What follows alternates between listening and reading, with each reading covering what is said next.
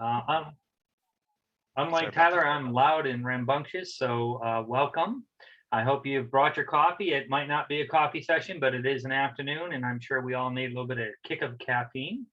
As Tyler said, my name is Bob Martin. I'm a director of programs here at ETS, and it's my pleasure to welcome you to this webinar on supporting English learners with the Tools for Teachers website, and it's brought to you by the California Department of Education.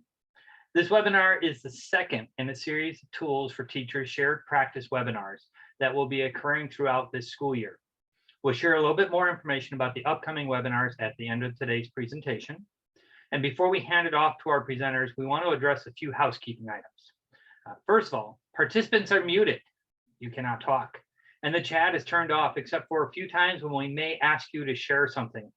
We will be collecting questions through the Q&A, which is a feature here in Zoom. And you can submit questions that you might have there, and the presenters will do their best to answer those at the end of the presentation. And then also we will have people looking at the questions throughout the actual presentation as well. A copy of today's slides is available on our upcoming training opportunities webpage on CAASPP.org and ELPAC.org. And I'll ask Tyler to throw those links into the chat just in case you've never been there. And we'll also be putting a link to the slides in the chat. We will be recording today's presentation. As you already heard, the little robotic voice came up and said that it's recording for us. And that archive of the presentation will be available for download on both the CAASPP and ELPAC YouTube pages and on the CAASPP.org and the ELPAC.org training and opportunity pages. Usually takes about 1 to 2 weeks after the meeting for this recording to be available because we have to get the transcript in there and make sure that it actually reads how it's supposed to. So with that, we're not going to waste any time. We're going to go right into our presenters. We have 4 presenters for you today, and I'd like to just introduce them very quickly. So I'll ask the presenters as I call out your name to go ahead and turn your camera off or turn your camera on so people can see you. The first presenter is going to be Heidi Krug. She's a Senior Director for Supports for Instruction from Smarter Balanced. Also, we have Stepan Mekatarian, who is the Director of Innovation, Instruction, Assessment, and Accountability at the Glendale Unified School District. Cassandra Gartung, who is the On-Site Instructional Coordinator at Victor Elementary School District. And Christina Liu, who is the Executive Director, Teaching and Learning at Woodland Joint Unified School District.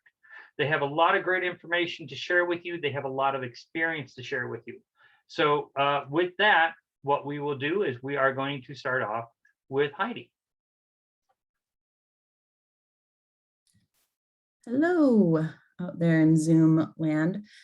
I think I heard you say, Bob, that this presentation is about English language learners and support in tools for teachers, but I think today we're talking about interim assessment blocks and tools for teachers. I had to do a double take to make sure I was in the right spot. The other presentation sounds amazing, but I'll jump in, Heidi. So that was my fault. The wrong title was in there for Bob. So as you can see, the title of our webinar today is Using Interim Assessment Data and Tools for Teachers to Support Instruction. Beautiful. I just wanted to make sure we're all on the same page. So as Bob mentioned, I'm Heidi Krug. My pronouns are she, her. I am the Senior Director of the Supports for Instruction team with Smarter Balanced, which means I have the best job at Smarter Balanced because I get to work with educators every day, working to create amazing essential tools for teaching and learning, several of which we'll focus on today, including tools for teachers and the interim assessment blocks. So today we're going to focus on some simple ways to get started. We know that the whole system of supports, there's a lot, and it can be overwhelming, especially with all of the choice and the options and the customization. And so today we're going to touch on some simple and practical ways to get started. And the way we're going to tackle that is I'm going to go through some of the basics, which you're probably familiar with. They're going to be a lot of probably a repeat of what you already know, but that'll kind of set the stage for our next presenters, which will kind of dive into the practical use of all of these different tools and how they've made them particularly effective in their particular context.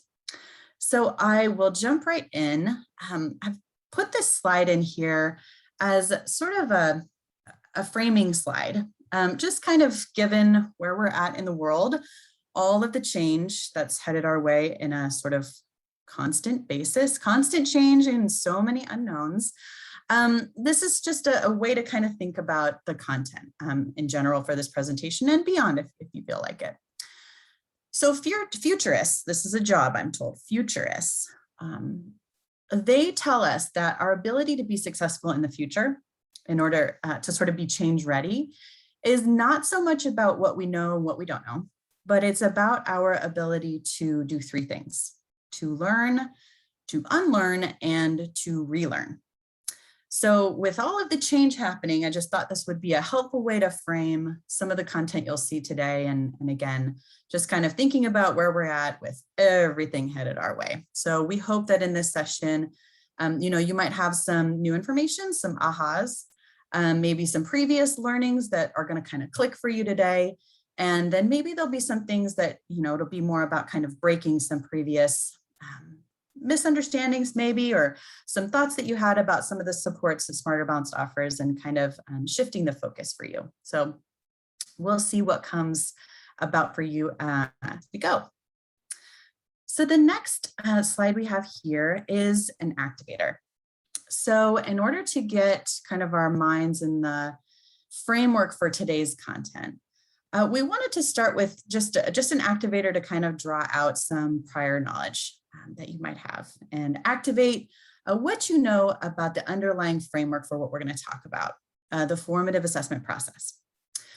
So we're just going to take a little pause here, and I want you to just think on your own. We're not going to be sharing out. It's just for you to kind of bring to the front of your brain what you know, what you think about the formative assessment process. So take a peek at this image, and you can jot down some notes. Sometimes that's helpful.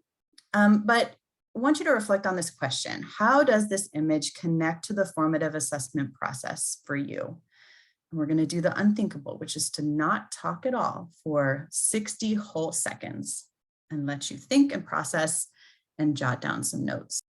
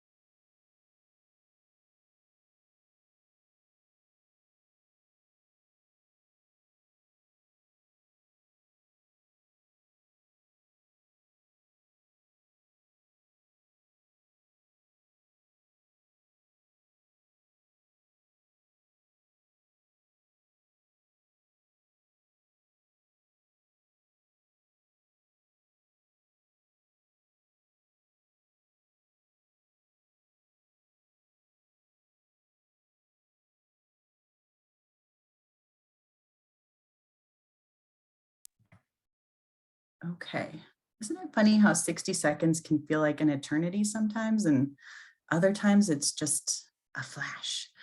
So that was all of 60 seconds to kind of engage what you think and know about the formative assessment process. Maybe you saw this image. I've heard people say that the scaffolds in the image sort of made them think about scaffolding for student learning. I've heard other people say, that upward movement kind of makes them think about the formative assessment process and kind of connecting it to student growth. Obviously, no right or wrong answers here. Just kind of trying to get you in the frame of thinking about the formative assessment process. All right, so let's jump in. So we've got a little slide here. Probably many of you know the power of the formative assessment process on impacting student learning. We know because of this large body of research on formative assessment that it's the closest thing that we have in education to something like a silver bullet. The studies on formative assessment show these very, very large effect sizes that are really larger than any other instructional treatment on student learning. And there's so much collective evidence that scholars actually just stopped engaging in studies on the positive impact on formative assessment and shifted to really focusing in on the nuances and the quality of the practices and how they interact with the content. There's just so much out there that shows how powerful this practice is. And you're probably familiar with the phrase that formative assessment is a process and not a thing. Lots of times, we like to remind ourselves that there's no such thing as a formative assessment, that an assessment can have formative potential, but it's not realized until the results are actually used by students and teachers to adjust what's going on in the classroom and inform next steps for learning. It can have the potential to do so, but until you actually make use of it, it's not formative.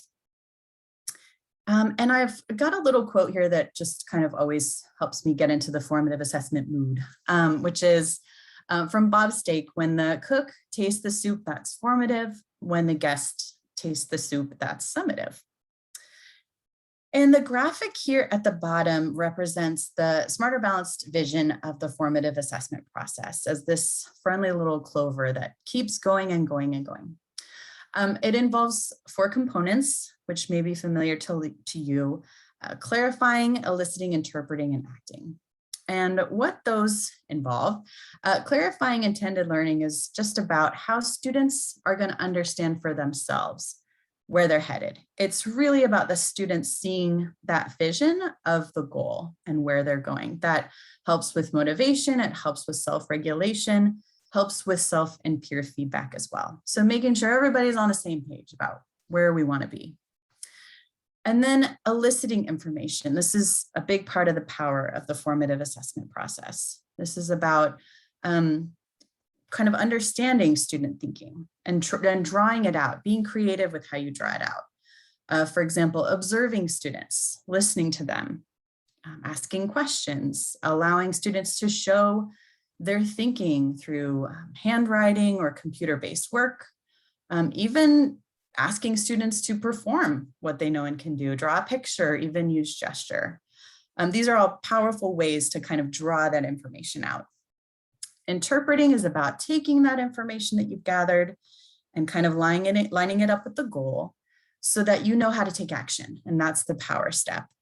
This is about taking action in the classroom to help close the gap between where students are and the learning goal. It's about helping students make those moves forward. Ultimately, it's the students who are going to do the work to close the gap. So it's about helping them get there. Okay, so some resources. So let's hop to the next slide. We're going to talk about the interim assessments, and then we're going to talk about tools for teachers. So this slide focuses in on what's available in terms of the types of smarter balanced interim assessments. And this is likely a familiar image potentially. It's likely that you know this information or have heard it before. But just as a quick reminder, the Smarter Balanced Interim Assessments are available in English Language Arts and Mathematics to students in grades 3 through 8 in high school. And unlike the Smarter Balanced Summative Assessments, which are adaptive, the interim assessments are fixed form tests. Some of the common features of the ICA, IAB, and focused IABs is that they contain high quality items that are placed on the same scale as the summative assessments. So that's a lot of the power that we can kind of harness with the interim assessments. And they offer the full array of accessibility resources and supports. So again, there's 3 types. There's the interim comprehensive assessment, the ICA. This measures sort of the same content scope as the summative assessment. It takes about the same amount of time to administer. And then there are the blocks, and this is kind of where the power of the formative assessment process comes in. The IABs, which are the interim assessment blocks, sometimes just called the blocks, and then the focused IABs, which are really similar to the IABs, except that they focus and hone in on a smaller set of content. And that's really the space where, we talk about the power for classroom teachers. Okay, so let's move on to the next slide, which is going to focus in on the way that these assessments can be administered, some options here. This is where the flexibility comes into play. And I know it can be a little bit overwhelming. So I've got probably a little bit oversimplification here, but just to sort of help you visualize options for use and really aligning the not just the interim assessment content on a block that you might want to use in the classroom, but how that information might be used, and then how to administer it, and kind of making all of those options align so that nothing is missed. Everything is going to be useful. So there are a couple considerations for interim assessment administration. The first, potentially the first, is whether to consider a standardized administration or a non-standardized approach.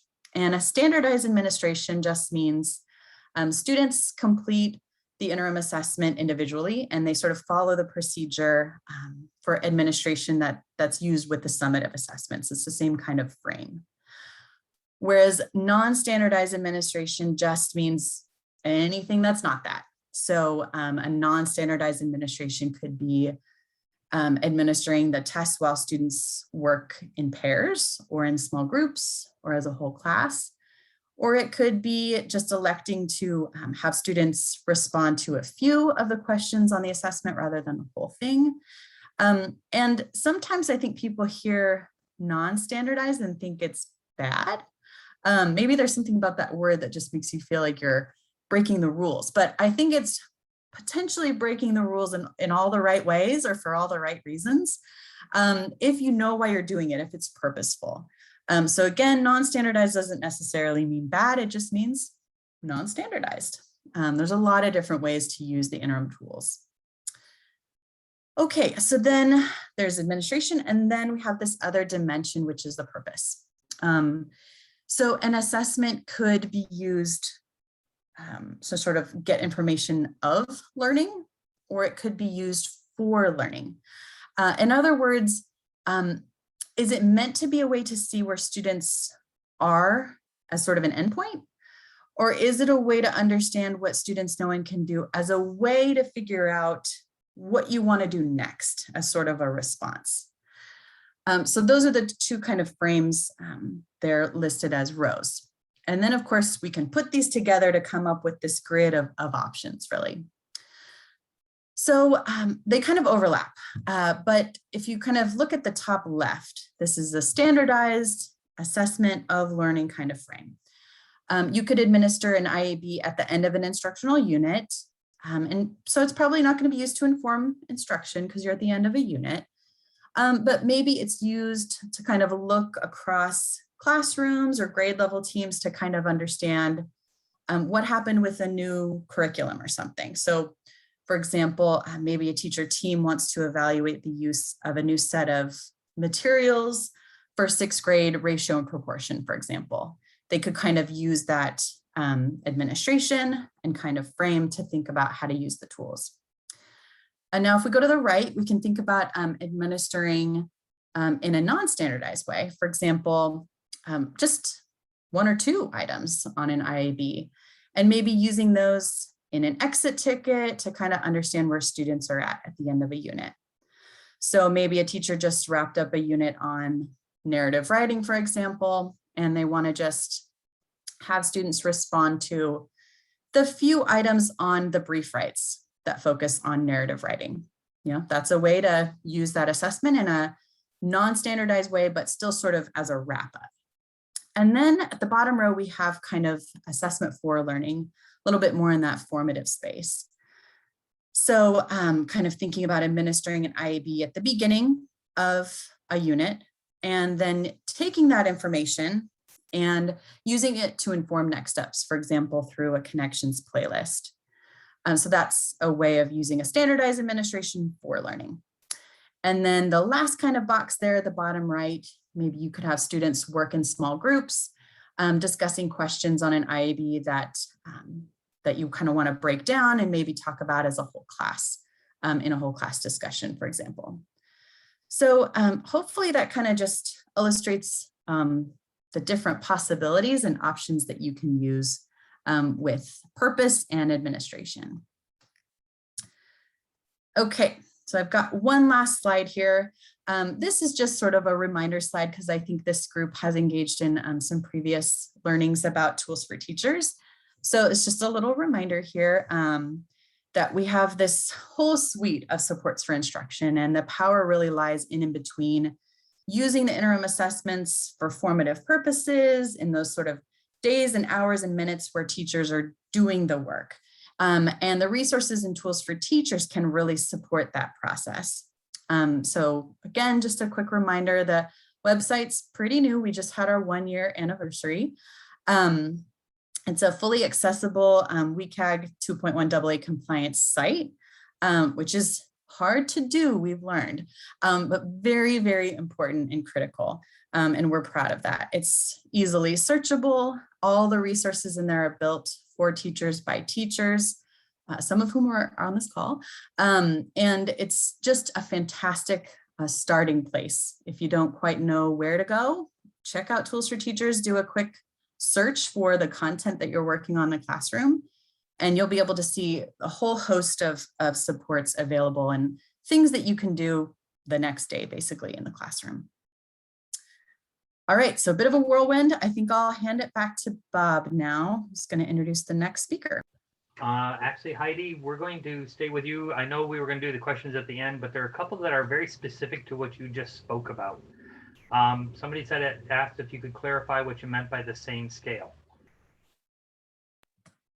Say that again. Oh, I was looking through the chat and oh, it's in the Q&A. That's why I couldn't see it. Can you repeat the question? Please clarify what you mean by same scale. Oh, same scale. Okay, so same scale meaning the vertical scale that's used for the summative assessment. So when students get a scaled score at the end of the administration of the summative, you know, they don't get a 25 out of 30 kind of score, they get that scaled score. And the scale that's used to measure it, so the measuring stick that they use for the summative is the same as the interim. So while your score on the interim isn't necessarily equivalent to what it be on the summative, because it's just a small portion of the content, the number sort of means the same thing, if that makes sense. It's like you're talking about inches, you're talking about inches, you're talking about centimeters. Here we're talking about the same scale. So again, it doesn't necessarily mean if you got a 15-20 on the interim for ratio and proportion, you would get that on the summative, because the summative is a lot larger body of content, but it's the same kind of measuring stick, if that makes sense. Great. And then the other two actually go together. They're just asking if there's a difference in the data results in SIRS when you use non-standardized administration, and what's the difference in the data when choosing standardized versus non-standardized? Okay, great question.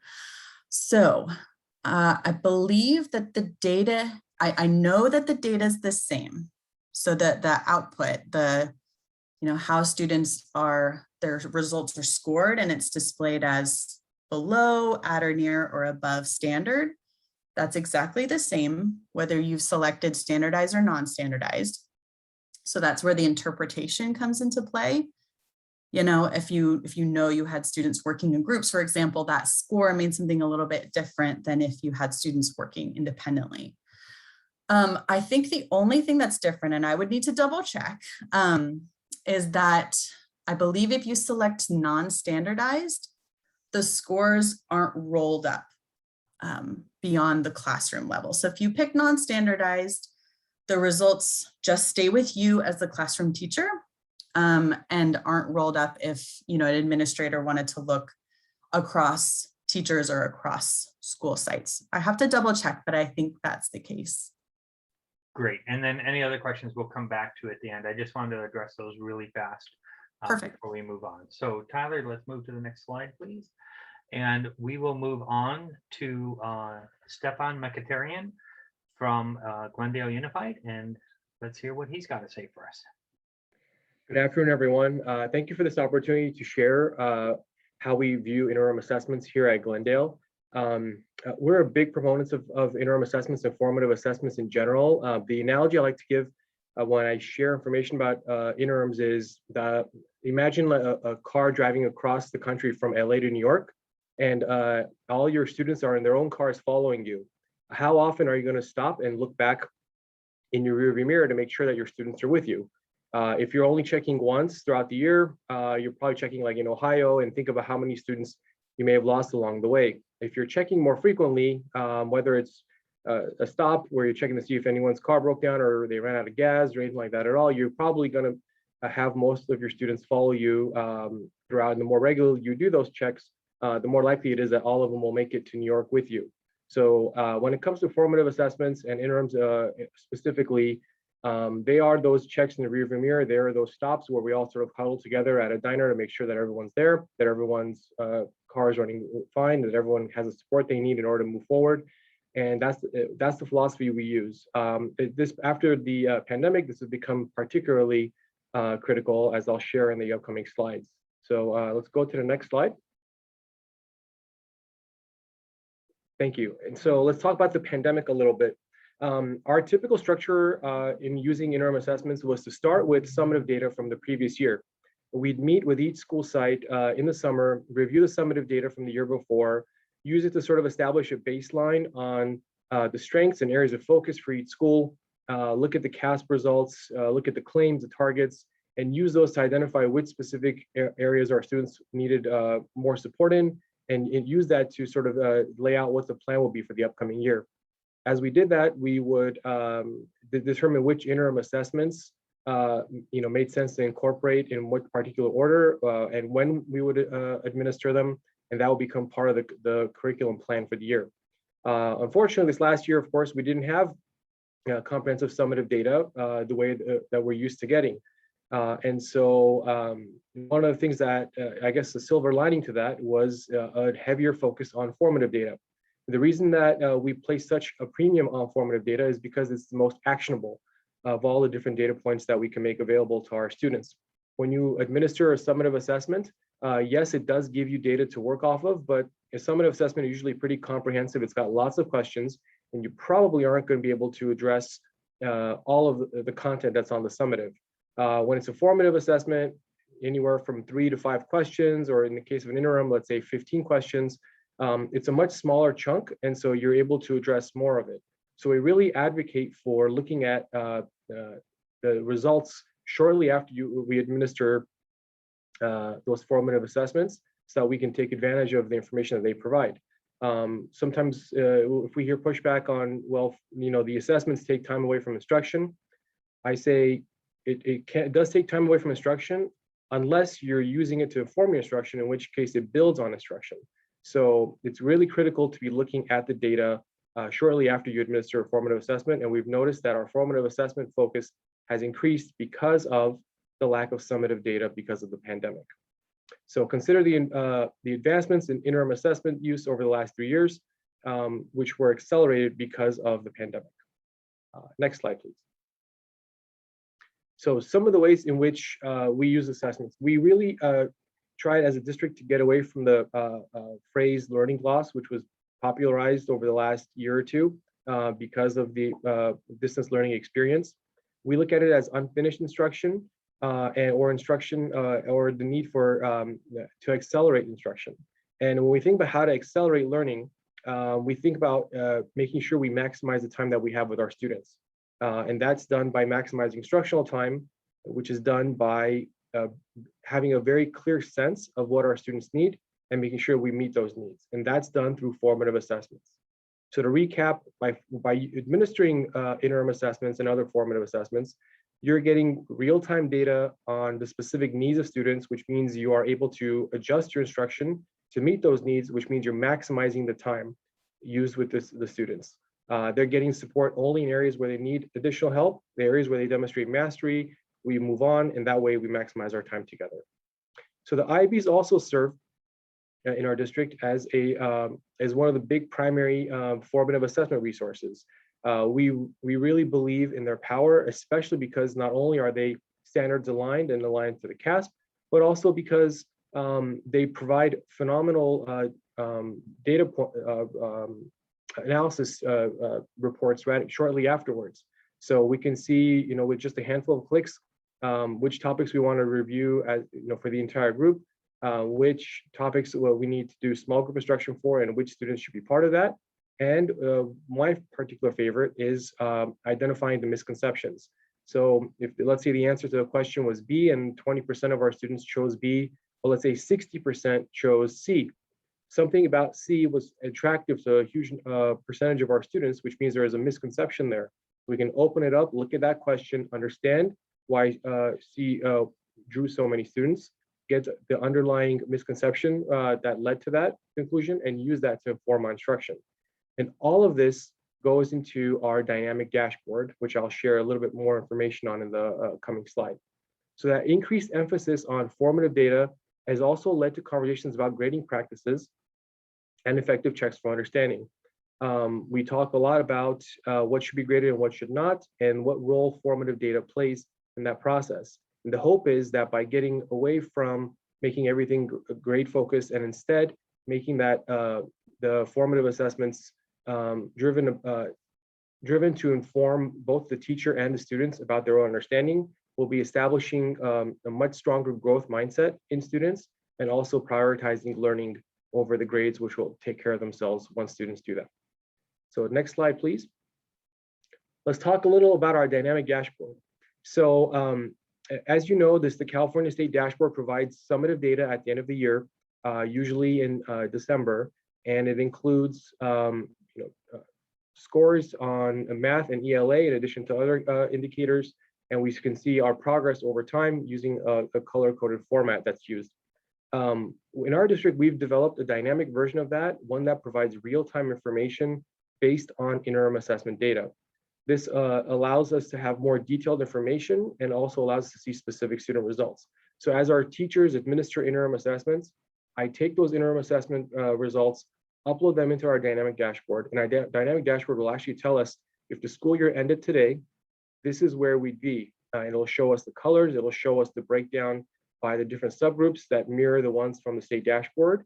And most importantly, it'll allow us to click on those subgroups and see the specific students who comprise it. So if I see, for example, for our English learner subgroup that it says 60 kids are not meeting standard based on the interim results, I can click and I can see who those students are. And then I can, of course, access the interim assessment reporting system to see exactly which skills and standards they need additional support in. So it allows us to easily track progress using the data and dashboard colors. It's a great way to sort of summarize the results of all of those interims that the students take. Next slide, please. So tips to get started. Emphasize the importance of reviewing and using data from the IABs within a day or two of instruction, not as test preparation. So one of the things we looked at when I first started at Glendale was how interims are used. And we wanted to really get away from using them as simply test prep for the CAASPP. If it is viewed as test prep, then I can see why it could be viewed as something that takes away from instruction. But it really should be about looking at the data that comes with administering the interims. As I said earlier, if you're looking at the data to inform instruction, then it's not taking time away from instruction, it's actually helping that instruction become even more effective. So plan out your the time that you're going to review the data in advance before you give the interim so that it does happen in a timely manner. Ideally, you'll be able to administer the interim around the same time as your colleagues so that you can both look at the results and see how your practices can inform each other. If I administer a particular interim and my colleague who's teaching the same topic, his or her students did particularly well on a question and mine did not, I can ask and see exactly how they taught that lesson so that I can get a better understanding of what worked for students. Review those misconceptions, use data to create small groups for intervention. The interim assessment reporting system makes that very easy. Just with 1 or 2 clicks, you can easily group students who missed a particular topic. And of course, identify best practices in your group to share with others. And as I said, schedule dates to review the data with school teams in advance to build their capacity and reinforce the data review practice. If you administer the interim and then scramble to look for time to review the data, most likely it's going to be several days, if not weeks, before you get that chance. So by backwards planning and setting up that date in advance, you're going to make sure that you're looking at that data in a timely manner. Next slide, please. This is just a quick snapshot of our dynamic dashboard. It's built directly into our SIS. For those of you who are familiar with the California dashboard, you can see that it very much mirrors the same format. And those numbers that you see under the students column, that third column there, we click on them and we can actually see who those students are. So again, it helps us sort of summarize, it's almost like a mini summative to kind of check our progress, but ultimately the real work comes when we go into the interim assessment reporting system, or SIRS, excuse me, and see those results and be able to drill down to the specific standards and topics that students need additional support in. Next slide, please. So if you'd like additional information on actionable formative data using technology, specifically post-pandemic, you're free to pick up a copy of my book that came out a few months back that talks about how formative data can be used after the pandemic by bringing together the best of both classroom practice and the distance learning experience. Now I'm going to pass it over to Bob to introduce the next speaker. Thank you, sir. We're just looking at the questions, and I think right now what we can do is we can hold these questions till the end. They're pretty simple that we'll be able to get right back to them. So I'd like to move right on to Cassandra Gartone, who is on-site instructional coordinator at Victor Elementary School District. She is our next presenter. Hi, thank you for joining us today. I get the pleasure of showcasing something that we're doing in Victor Elementary, and it's doing data-driven instruction through an instructional loop. So, and I see I've been looking at the Q&A, and I'm hoping to answer some of those questions specifically about, maybe how often should we be giving IEBs, and do I need to give all the IEBs and that kind of stuff. So what we're going to do is I took a small cohort of teachers, and it was about eight teachers on my campus to take us through this system, because we wanted to test it out and be able to start off slow and really dig in deep with our data. So what we did as a cohort is step one, we needed to collect data. So we started with a pretest of students using a focused IEB or IEB. And I recommend starting off with one. Choose ELA or math. Don't try to necessarily do both at the same time. Just try to take on one, because sometimes it can seem overwhelming. So I always say pick one subject, one IEB that you want to focus on.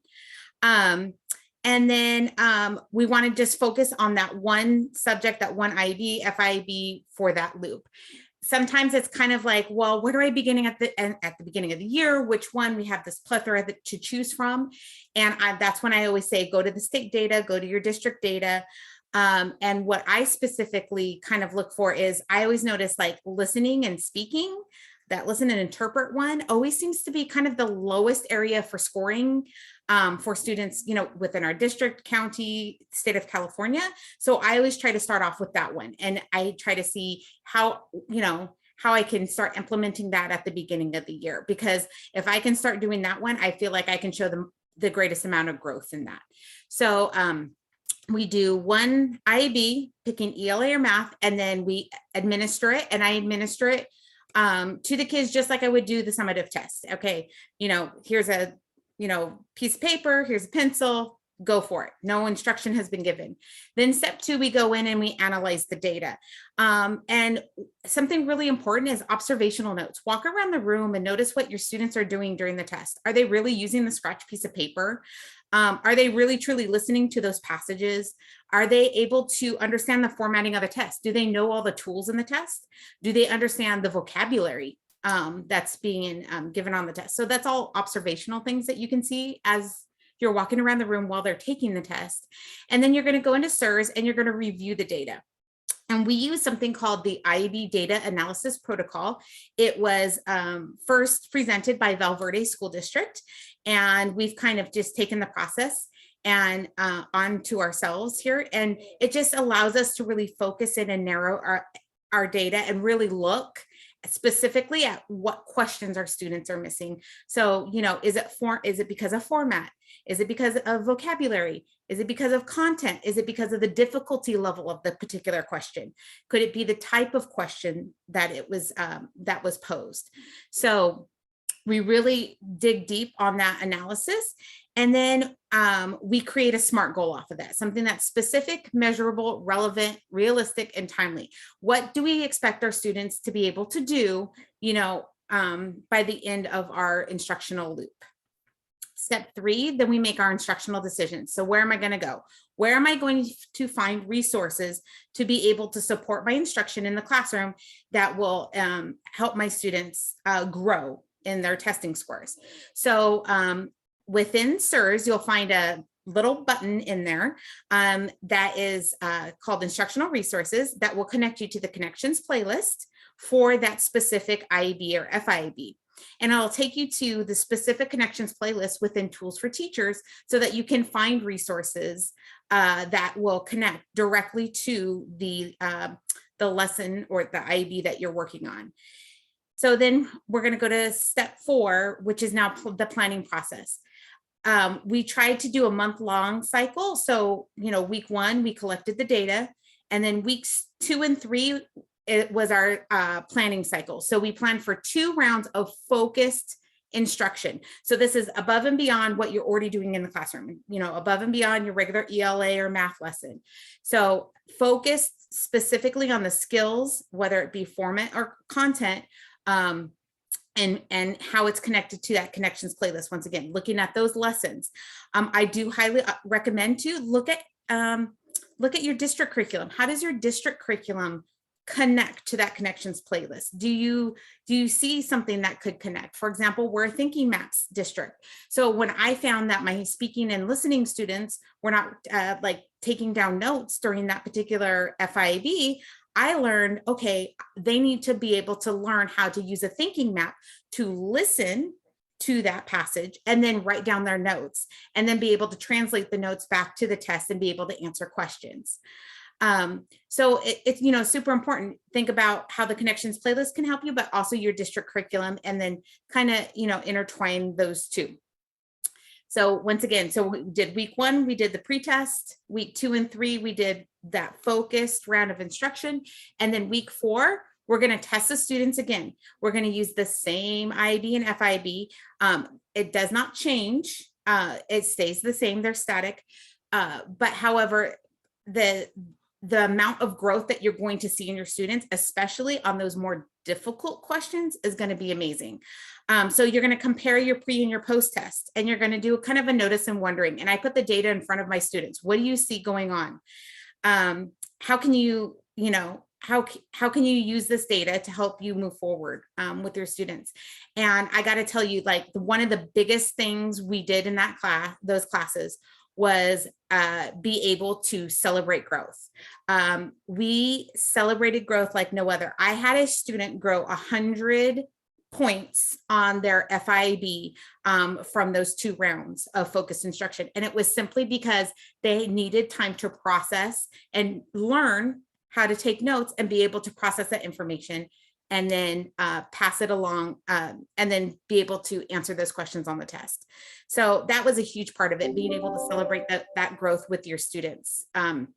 So I used 1 IEB and I did a 4-week cycle. So if you think about that, usually we were able to do, in the past couple of years, we've been able to do about 7 to 8 IEB to FIEBs a year. So we're not doing the whole gambit. We're really picking and choosing and honing in on the skills and seeing where our kids need help the most, and choosing those IEBs to really evaluate, collect that data, and plan those focus rounds of instruction so that we can see that growth and really help them along. So don't feel like you have this whole buffet that you have to choose from.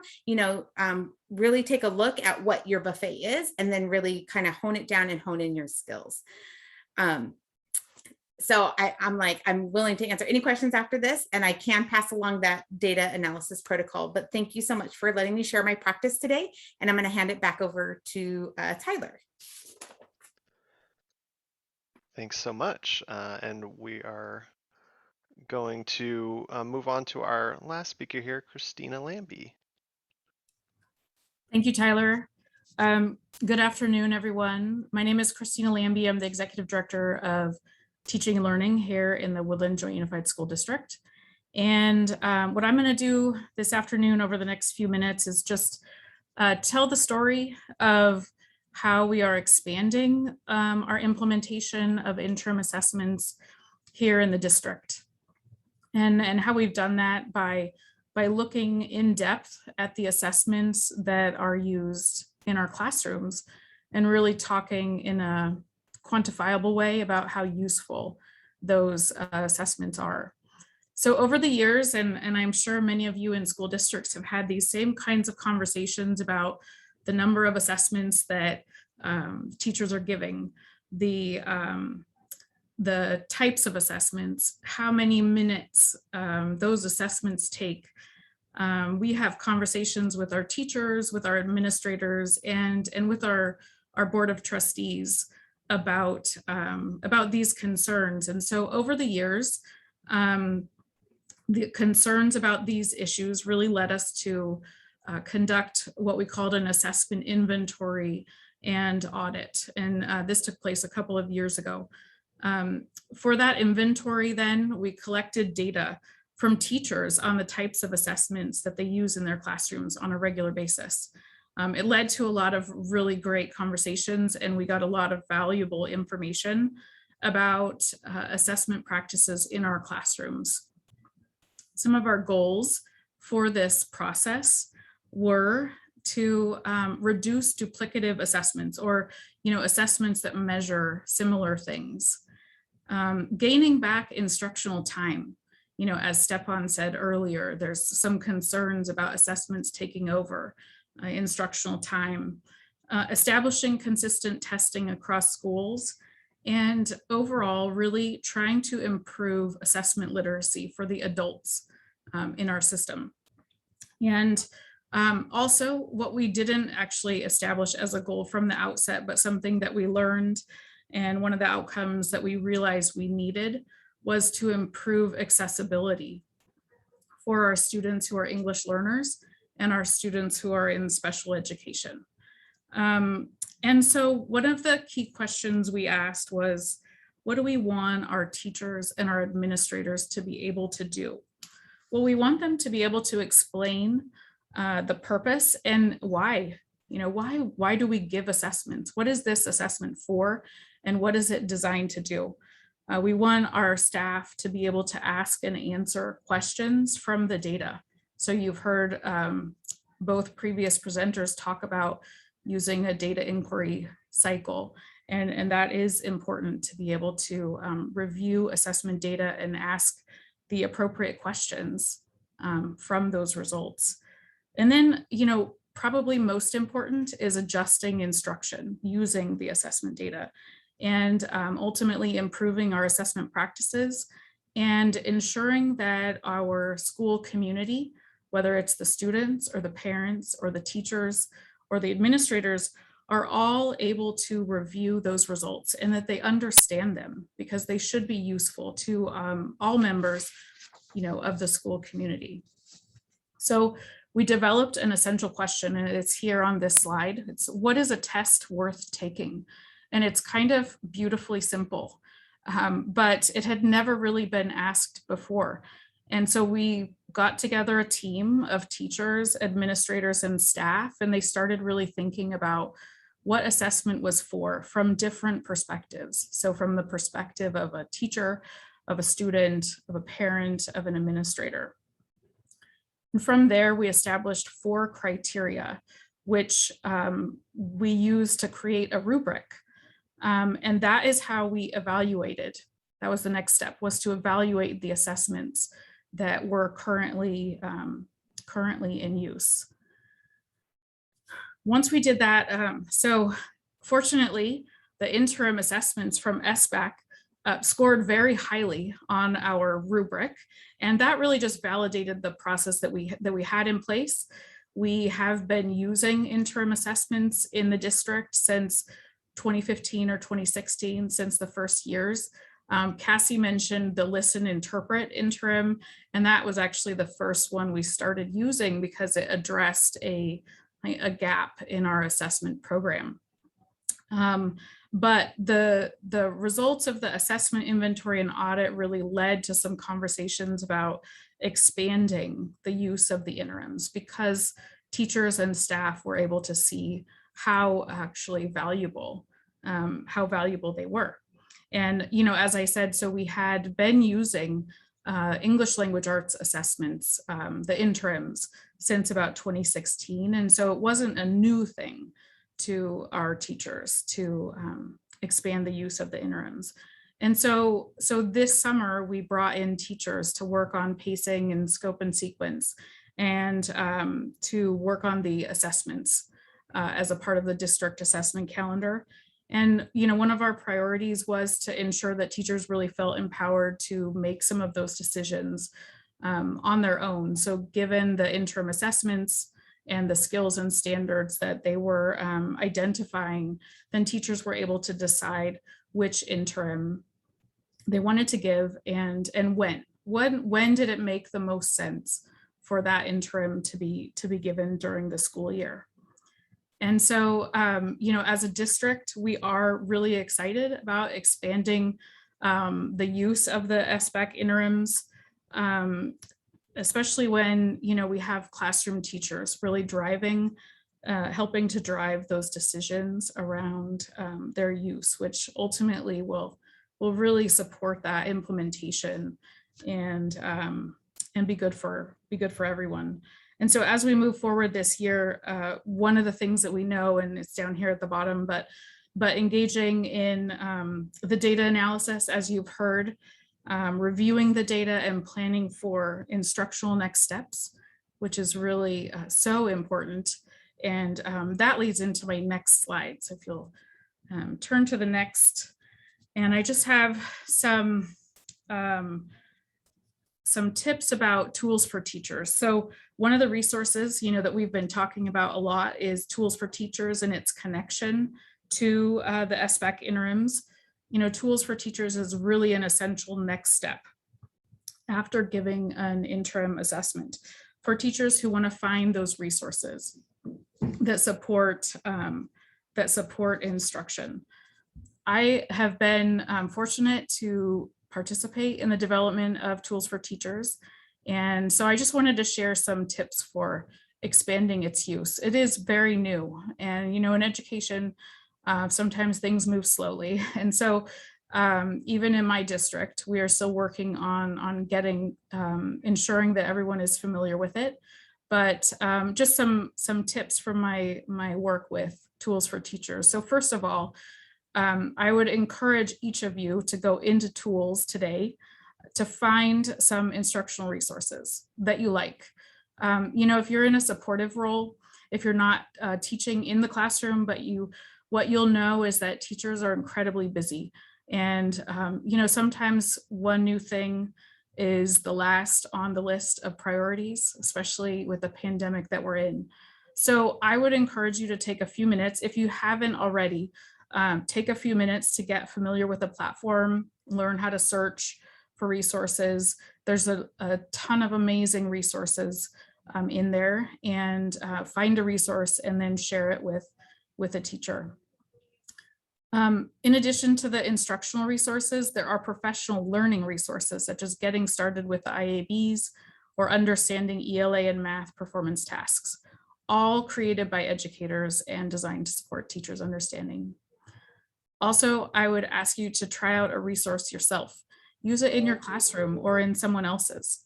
In my experience, teachers are open to having demonstration lessons and enjoy being able to see their students engage in the learning process with another teacher. Finally, in order to ensure that you're building capacity and embedding Tools for Teachers in all of your systems, include it in your cycle of data review, whatever you call it. So we use the 4Rs protocol, but there are many different ways to analyze data. But the key here is, and why including it is important, is ensuring that the data conversation gets to the next steps for instruction, which actually has been a common theme among all of the presenters today. So thank you, and I'm going to turn it back over to Tyler. Thank you so much, Christina, and all of our presenters. Thank you so much for the great information, and they've been busy in the background answering questions in the Q&A as well. And I know we only have a few minutes left here, but we'll try to get to as many questions as possible. I just wanted to take one quick second to mention some upcoming webinars that we're going to be having, kind of continuing this Tools for Teachers Shared Practices webinar series that we're doing. This is the second of that series. We had one a couple weeks ago on supporting English learners with Tools for Teachers. And we've got some really great ones coming up, including next on November 9th, Making Elementary Science Sizzle with Tools for Teachers, which will go into a little bit more about some new science resources. And I just wanted to mention too that these webinars are all collaborations with folks from different California schools and districts and LEAs, and we're really excited to work with all of these people because obviously, as you can see, we've gotten a lot of really great information from them today. So I believe that my colleague Maggie just puts the link to the training page, our training opportunities website, in the chat, and you can go there to find registrations for all of these future webinars. All right, and so I think Bob and I will kind of look through these questions, but I have one that I've got my eye on because we do have a lot of different participants here. There's sort of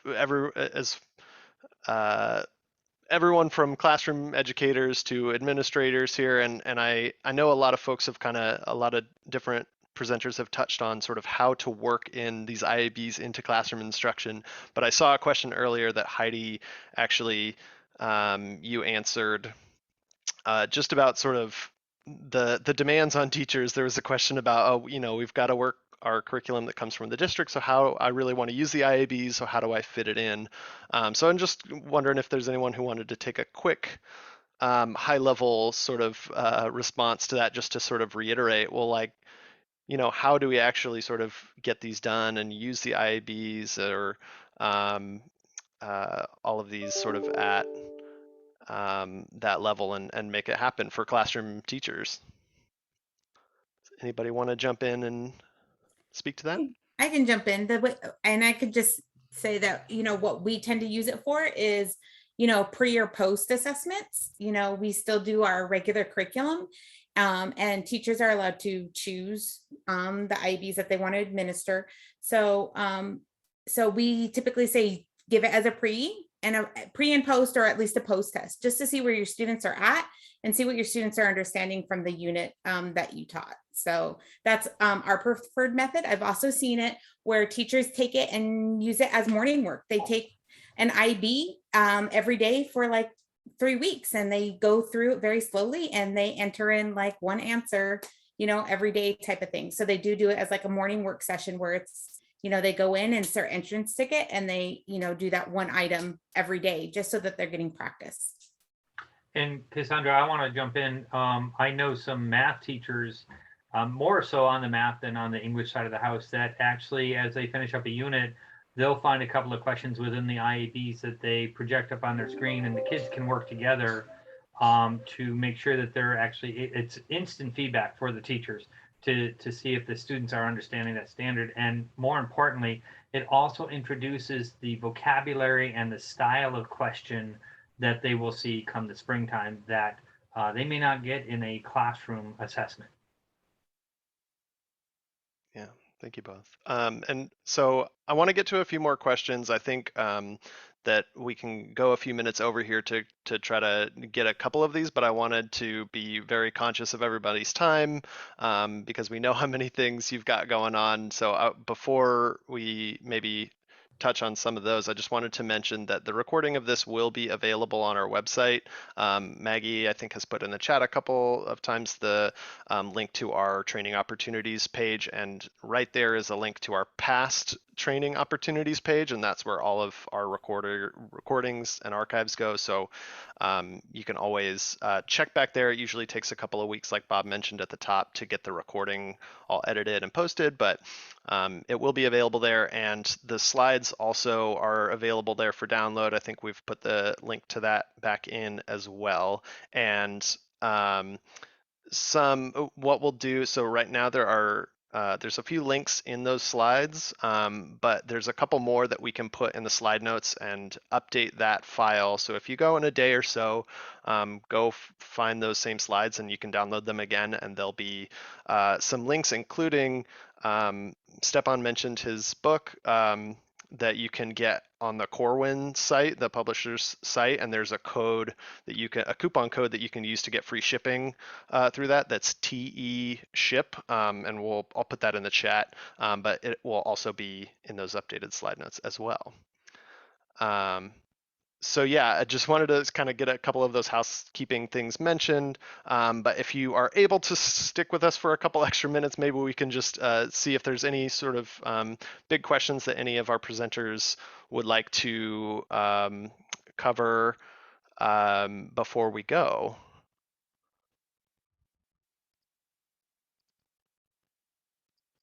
Let's see here. So Stepan did share some info about the dynamic dashboard. There were several questions about that and how they developed that within the SIS system. So Stepan, I don't know if you want to give any other info on that if people wanted to follow up. Sure. So we built the dynamic dashboard in our SIS. We use Equitas Q. If that is an SIS that you use, then it's available to you as well. We built it over the last 2 years, and now it's the SIS company has made it available to everyone. If you don't use that program and you're interested in creating some sort of formative version of the state dashboard, shoot me an email. I'm happy to meet up and look to see what SIS you use and see if any of the strategies that we use can apply to your system. And Tyler, you're sharing everyone's email address, right? So that, yeah, I can grab that and put that in the chat as well. And I'm just about to put that code that I mentioned in there too. And actually, all of the email addresses are in the chat right now. Great. Just so if anybody wants to grab them really fast.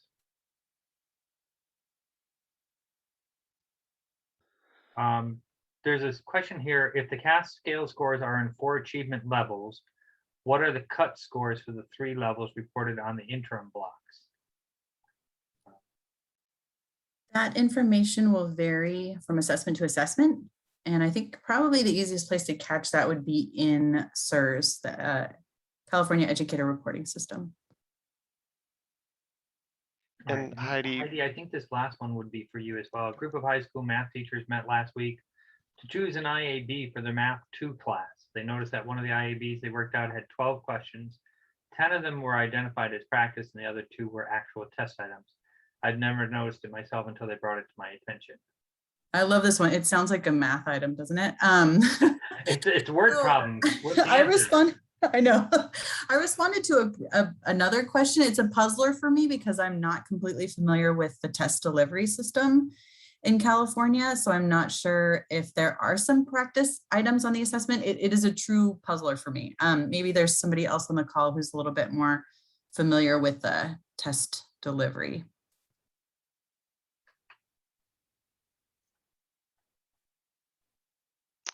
yeah, I'm not 100% sure, but what I will do is if the person who asked that question wants to follow up, you can send us at ETS an email at caloutreach@ets.org, and we can definitely get that question answered for you. I think that was in the chat at some point. Yeah, just a couple minutes ago, caloutreach@ets.org. All right. And then Tyler, the last one's actually for you. You had a slide that was talking about upcoming trainings in January and March, and people are looking on the website and they don't see them listed there. Will they be posted shortly, or Yes. Yeah, good question. Yeah, so the November one is posted right now. It should be available to register for, but those other ones will be coming very shortly. They should be posted under their corresponding month header within, I think within the next week or so, but yeah, check back there to get those as well. But the November one is up and ready for you to register for. Okay. You know, I just want to end really fast. The interim assessments have been around for a number of years, and the more I hear from teachers who get a chance to use them, the more I hear from them about how valuable they are for them in the classroom, whether they're using them as a bell warm up, whether they're using them at the end of a unit just to have the students working together and trying to make sure that they understand the standards before they do the teacher's assessment. Or if schools are actually using them to get some data as the year progresses to see how well the students are doing. And this year, more than any other, I've heard teachers using them, and I love how they're wording this. They're not using them to find the loss from last year. They're finding them using them to find out how much the students learned last year. And then I love that positive look at it.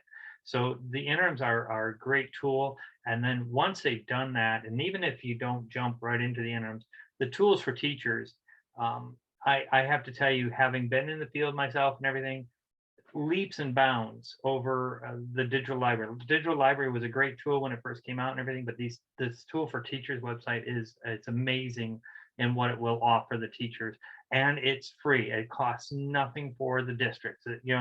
It's probably one of those few times where a district says, hey, I actually have access to something that my teachers can use and I don't have to pay for it. So if you want some help on that, get your teachers in there, get a couple of teachers in there and looking at them. They're going to be the best voice for you. Have a couple of really strong teachers look at that, tools for teachers, and then have them start talking to their colleagues about it. And with that, Tyler, I think we are at our end. Yep. Thank you so much, everyone, for sticking around a few extra minutes with us. We appreciate you being here. And thank you so much to our presenters. Really, really great information from you all. So thank you so much. And we will see you all in November for the next webinar. Goodbye, everyone.